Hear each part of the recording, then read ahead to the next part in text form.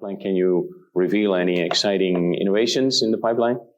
Yeah, for sure. And maybe a focus is, of course, on the green agenda. And that's not only Europe. We talked about Europe, but you can also see now in New Zealand, they have a strong focus on carbon neutral farming, especially in the dairy sector. So this is going to kick in worldwide. And the climate change, obviously.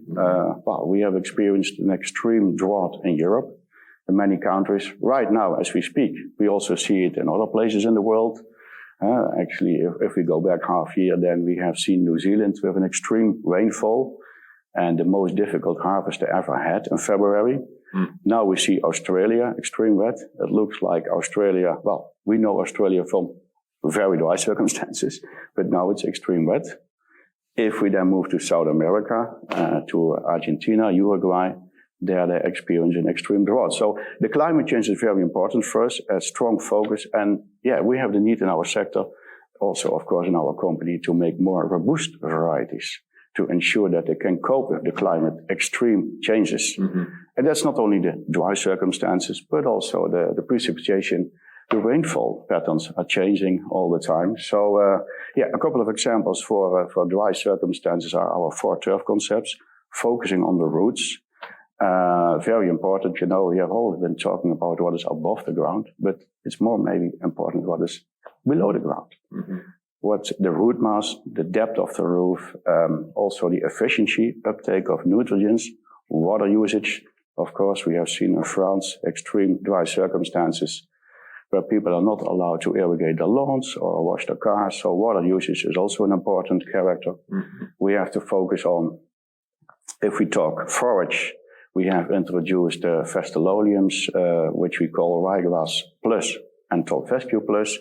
We have also a bigger root mass, focusing on the cattle farmers. We have introduced micro clover. We call it lawn clover, which helps, of course, to fix nitrogen. And that's also good for the green agenda. But also it's now accelerated by the fertilizer prices.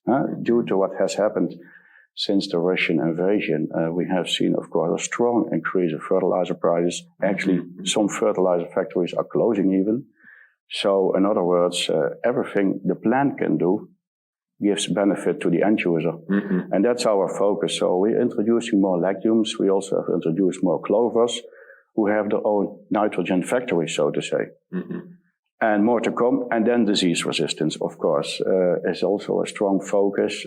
We know from the Green Deal in Brussels that we have to live with 50% less pesticides. So that means that we have to work on disease resistance even more than ever before. Also regarding fertilizers, I think we have to live with 25% less fertilizers by 2030. Also there, be sure that, I think we are part of the solutions in an R&D company, and really taking care of what the end user is doing and making sure that we bring R&D close to the end user. We need to know what's going on the coming years, of course. We need to plan ahead.